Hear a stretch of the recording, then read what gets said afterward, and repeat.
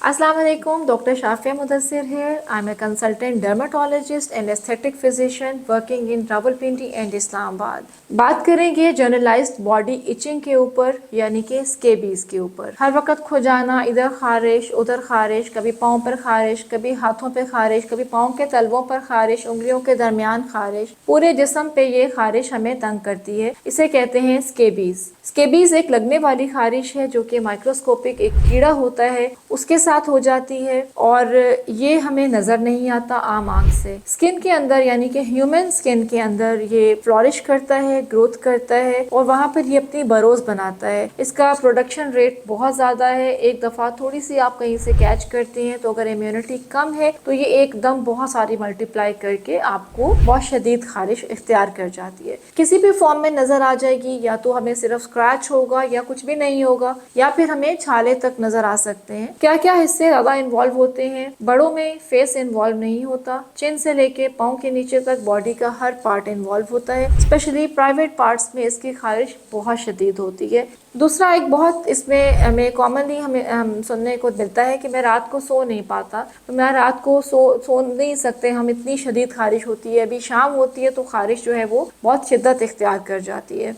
तो ये भी एक क्लू होता है कि हम स्केबीज की तरफ चले गए। तीसरा क्लू ये होता है कि फैमिली में प्रेजेंट होती है, किसी ना किसी को कभी थी या अब है, या 2-3 लोगों को फैमिली में और भी है, या सबको ही है, या फिर ये कि आप कहीं एज अ गेस्ट गए थे, कहीं किसी जगह पे गए थे रहने के लिए, वहाँ पे आपने कैच कर ली, या आपके घर में कोई गेस्ट आए थे वहाँ से कैच कर ली, या फिर ये कि आप कहीं से भी इसको कैच कर सकते हैं क्योंकि ये लगने वाली खारिश है। स्कूल्स में और स्पेशली जो जहाँ पे बहुत क्राउडेड एरियाज होते हैं, जहाँ बहुत सारे बच्चे एक साथ, बहुत सारे बड़े एक साथ बैठ रहे होते हैं, उन जगहों पर भी खारिश का ये फैलाव बहुत ज़्यादा होता है और उस सूरत में भी हमें सबकी ही हिस्ट्री लेनी पड़ती है। अब ये इसके सिम्टम्स थे। इसका जो है हम ट्रीटमेंट की तरफ आ जाएंगे कि इसको ट्रीट कैसे करना है। एक बात याद रखिएगा कि अगर आपने स्केबीज की अप्रोप्रिएट ट्रीटमेंट नहीं की तो 6 साल, 8 साल, 10 साल भी ये आपकी बॉडी से और आपकी फैमिली से नहीं निकलेगी। कुछ अरसे के लिए ठीक हो जाएगी, आप समझेंगे एलर्जी थी, चली गई और वापस आ गई। अक्सर पेशेंट ये कह रहे होते हैं कि जी मुझे तो जी पैदाइशी एलर्जी है, तो वो फिर उस सूरत में भी हमें पोक करना पड़ता है कि ये कौन सी पैदाइशी एलर्जी है जो अभी तक ठीक नहीं हुई ना। तो इसकी ट्रीटमेंट में हमें परमेथ्रिन 5% हम यूज करते हैं। ये लोशन फॉर्म में आता है, डिफरेंट नेम्स के साथ मार्केट में अवेलेबल है। रात को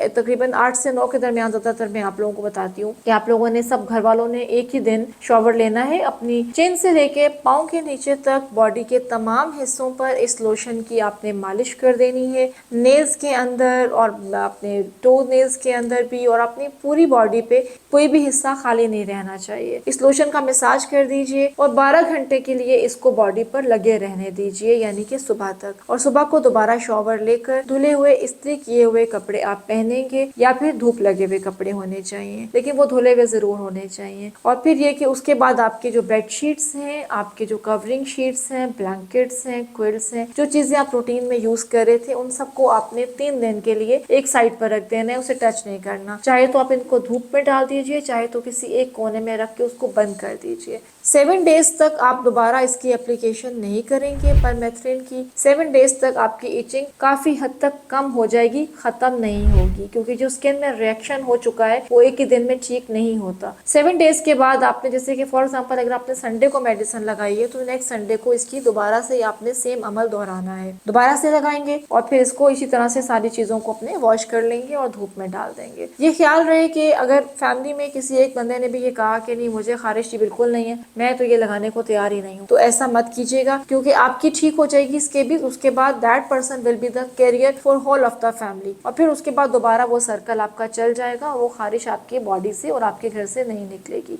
तो ये 2 एप्लीकेशंस बहुत ज्यादा अप्रोप्रिएट होती हैं। 2 एप्लीकेशंस अगर आपने अच्छी कर ली है, केयर अच्छी कर ली है, तो आपका स्केबीज से जान छूट जाएगी। उसके बाद आ जाती है इसकी आफ्टर केयर। आफ्टर केयर में ये कि अब कुछ लोगों के बहुत जख्म बन चुके होते हैं, पीप वाले दानों के निशानात बन चुके होते हैं, या बुलस बन चुके होते हैं, छाले बन गए हैं, या कोई भी रिएक्शन हो गया है, तो उसको आपने अकॉर्डिंगली अपने डॉक्टर को दिखाकर उसको ट्रीट करना है। स्केबीज उसमें से खत्म हो जाएगी।